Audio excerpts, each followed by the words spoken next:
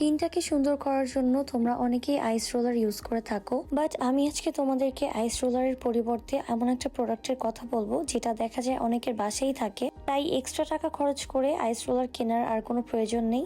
So প্রথমেই আমি কিছুটা কিউকাম্বার রাইস ওয়াটারের সাথে মিক্সড করে ব্লেন্ড করে নিয়েছি। দেন এটাকে আমি একটা আইসক্রিম মোল্ডের মধ্যে ঢেলে নিচ্ছি। সো আইস রোলারের পরিবর্তে আমি আইসক্রিম মোল্ডটা ইউজ করব। আমাদের অনেকের বাসায় এই মোল্ডটা আছে।